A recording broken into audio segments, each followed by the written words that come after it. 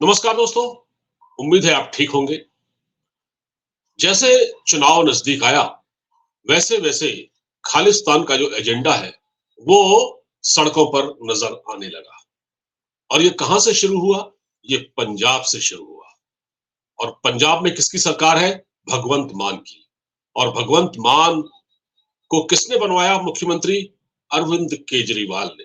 अब आप समझ जाइए कि ये आंदोलन, जो किसान आंदोलन, कथित तौर पर किसान आंदोलन, बल्कि मैं इनको किसान नहीं कहूंगा, ये राजनीतिक दलों के एजेंट और ये दलाल, ये किसानों के सरदार, मर्सिडीज में चलने वाले, 40-40 लाख की गाड़ियों में, ये बीएमडब्ल्यू लेकर, मर्सिडीज लेकर आंदोलन कर रहे हैं।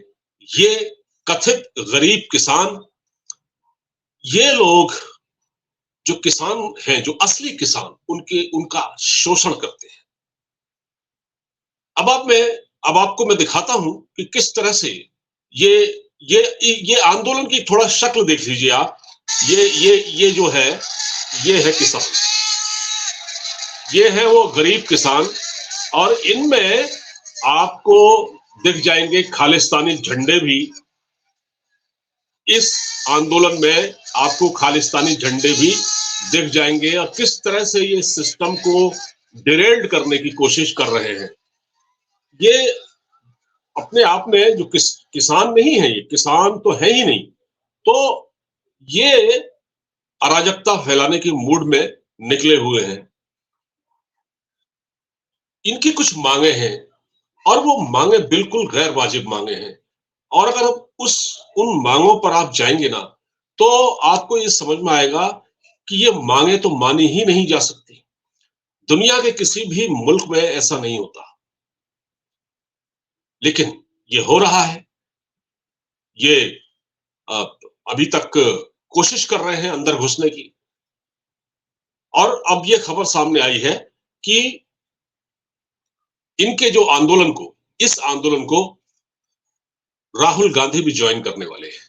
सुना है, खबर आई है, ये खुफिया सूत्रों से खबर है कि राहुल गांधी की इन कथित किसान नेताओं से बातचीत हुई है और वो इस आंदोलन को जल्द ही ज्वाइन कर लेंगे। तो अब आप इस बात को समझ जाइए कि कांग्रेस कितनी खतरनाक पार्टी है। अरविंद केजरीवाल तो थे ही, जिनकी सरकार है पंजाब में, जिनकी भगवंत मान की सरकार है। क्योंकि ये आंदोलन पंजाब में नहीं हो रहा, क्योंकि पंजाब में अरविंद केजरीवाल के भ्रष्टाचार को, भगवंत मान के भ्रष्टाचार को बचाना है। और इसमें किसी दूसरे प्रदेश का कोई किसान नहीं है, ये पंजाब के किसान है। इसमें केरला का किसान नहीं है, इसमें चेन्नई मद्रास का नहीं है, इसमें कर्नाटक का नहीं है, सिर्फ पंजाब से निकले हुए लोग। और वो भी पूरी तैयारी के साथ। किस प्रकार इन्होंने राष्ट्र की संपत्ति को नुकसान पहुंचाया है, किस प्रकार इन्होंने पुलिस की बैरिकेडिंग को तोड़ा है।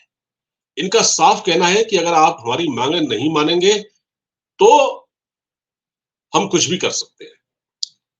हालांकि ये मांगे मानी नहीं जा सकती। मैं एक किसान की बाइट भी सुन रहा था किसी चैनल पर, किसी डिजिटल प्लेटफॉर्म पर था वो कह रहा, उसकी बात से तो ये लगा कि ये तो खालिस्तान का समर्थक है।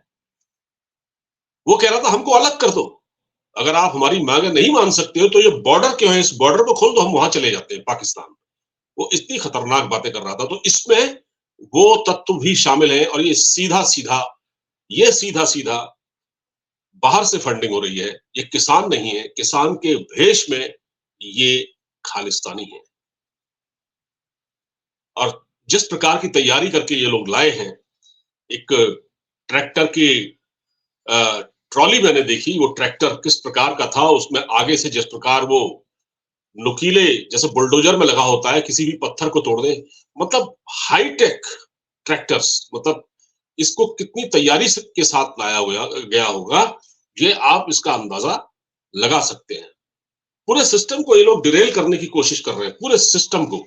और इनका ये चाहते हैं दिल्ली आए और संसद का घेराव करें। हालांकि इस बार इनको वो मौका मिलना मुश्किल है, ये मौका इनको नहीं दिया जाएगा।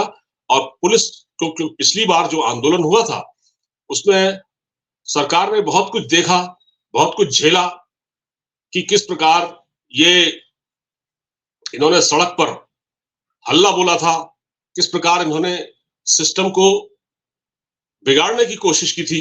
ये सब लोगों ने अपनी आंखों से देखा था और इस बार भी सेम वही चीज दिखाई दे रही है। देखिए, एक बुलडोजर से मतलब इस ये जो बैरिकेड्स लगाए गए हैं, इसको वो कैसे खींचते हुए ले जा रहा है। एक ट्रैक्टर है, वो खींचते हुए ले जा रहा है इस पत्थर को, जो कि बैरिकेड के रूप में यहां लगाया गया था। ये देखिए आप, तो आप इनको किसान कहेंगे? ये किसान है? ये किसान नहीं है, ये तो गुंडा तत्व है, किसान तो है ही नहीं। अब देखिए ये क्या मांगे कर रहे हैं, इस ऐसी मांगे जो मानी ही नहीं जा सकती। ये कहते हैं कि एमएसपी को कानूनी दर्जा दिया जाए। दुनिया में कोई भी ऐसा देश नहीं है, कहीं भी ऐसा नहीं होता। एमएसपी तो लागू है, ये इसको लीगलाइज करने की मांग कर रहे हैं। और ये और उसमें 50% जोड़कर किसानों को दिया जाए। अगर यही सब कर दिया जाए, फिर गवर्नमेंट क्या करेगी? क्या ऐसा संभव है? अच्छा, कोई भी सरकार एमएसपी इसलिए लागू करती है जिससे कि किसानों का शोषण ना हो, उसका शोषण रोका जा सके। और सरकार एक कीमत तय कर देती है, सरकार एक कीमत तय कर देती है, तो उस हिसाब से सरकार अपनी जरूरत के हिसाब से अनाज खरीदती है किसानों से, लेकिन सरकार उस कीमत को तय करती है। अब अब ये जो मांग कर रहे हैं, वो ये कह रहे हैं कि सरकार या तो हमारी हमारी मांगी हुई कीमत दे, या फिर जो निजी संस्थान है उनको खरीदने दे। तो इस ये भी संभव नहीं है। वो कैसे हो सकता है? ऐसा तो हो नहीं सकता। देखिए, सरकार किसानों से अनाज क्यों खरीदती है? देखिए, सरकार के पास पर्याप्त भंडार चाहिए, सरप्लस अनाज चाहिए, क्योंकि सरकार 81 करोड़ लोगों को मुफ्त मुफ्त राशन दे रही है। उसके लिए आपको अनाज चाहिए। फिर जो पीडीएस सिस्टम है, पब्लिक डिस्ट्रीब्यूशन सिस्टम, जो राशन की दुकानें हैं, उनके लिए अनाज चाहिए। इसके अलावा जो सिक्योरिटी फोर्सेस हैं, वहां भी आपूर्ति होती है अनाज की, उसके लिए चाहिए। इसके अलावा अनाज का पर्याप्त भंडार भी होना चाहिए, ताकि कभी कोई क्राइसिस के वक्त हमको अनाज की दिक्कत न हो। और भारत दूसरे देशों को भी अनाज की आपूर्ति करता है, भारत ने ऐसा किया भी है। अब क्या है कि इन किसानों को क्या चाहिए? अब इनकी मांग बड़ी अटपटी टाइप की है। कहते हैं कि हमको 50% मुनाफा चाहिए, बिजली का बिल माफ चाहिए, बैंकों से जो इन्होंने कर्ज लिया है उसको माफ किया जाए, 10,000 तक की पेंशन दी जाए, और इसके अलावा मनरेगा में जो मेहनताना दिया जाता है वेतन, वो 700 रुपए कर दिया जाए। जब इतना कर देगी कोई सरकार, तो फिर पैसा आएगा कहां से? सरकार को तो बहुत सारी चीजें देखनी पड़ती है ना। सब कुछ किसानों पर लुटा दिया जाए क्या? ये माना कि किसान खेती करते हैं और उस पर खेती पर हमारा देश निर्भर है, हमारा देश जो है कृषि प्रधान देश है, लेकिन ये लोग दरअसल ऐसी मांगे रख रहे हैं जो कि मानना संभव नहीं है। और ये किसान सरकार किसान नहीं है, ये किसान नहीं है, ये लोग सरकार को दबाव में लाकर ब्लैकमेल करना चाहते हैं, क्योंकि चुनाव आ रहा है और सही समय इन्होंने चुना है। और पीछे से जो प्रेशर पड़ रहा है, जैसे जॉर्ज सोरेस है, पन्नू है, खालिस्तान के जो आईएसआई है, ये लोग इनको उकसाने पर तुले हैं। क्योंकि मैंने आपको किसान की बात सुनाई, वो किस तरह से भड़काऊ बातें कर रहा था।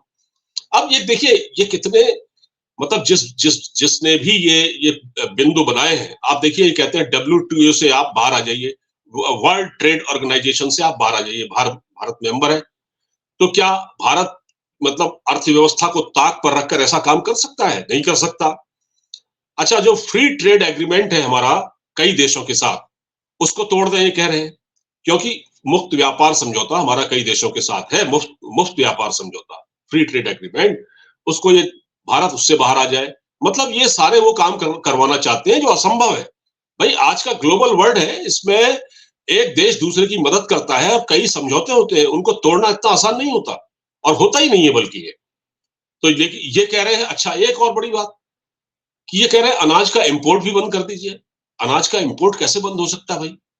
ये भी कोई ना समझ में आने वाली बात है।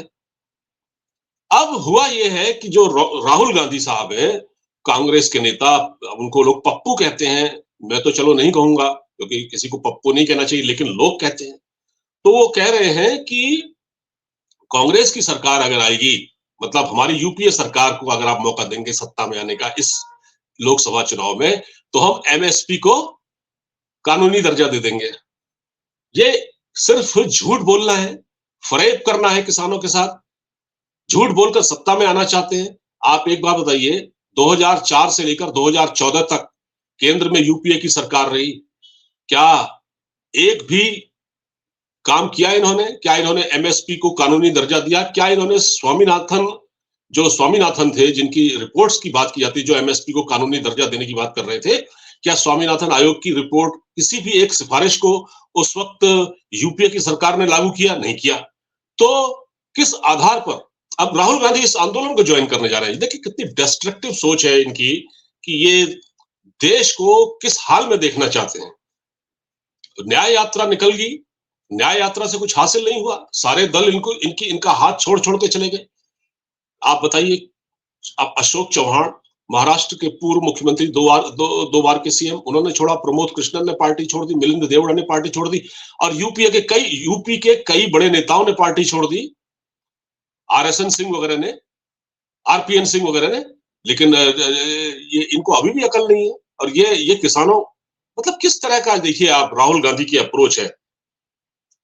तो मैं आपको ये कहना चाह रहा हूं कि जो किसान मर्सिडीज में घूम रहे हैं, दिल्ली की सड़कों पर जो बॉर्डर पर उत्पात मचा रहे हैं, और जिन्होंने कितना बड़ा नुकसान किया है अभी भी एक दो दिनों में, उन वो किसान इस तरह की मांगे रख रहे हैं जो कतई मान्य नहीं है। तो क्या इन किसानों की मांगों को माना जा सकता है? ये किसान पंजाब में क्यों आंदोलन नहीं कर रहे हैं? ये इन किसानों के आंदोलन में राहुल गांधी क्यों शामिल हो रहे हैं? तो ये अपने आप में एक बहुत बड़े बड़े सवाल है, इस पर जरूर सोचा जाना चाहिए। और जिस प्रकार की मांगे इन्होंने, किसानों ने रखी हैं, वो तो बिल्कुल मानने लायक नहीं है। कोई भी सरकार उसको नहीं मानेगी।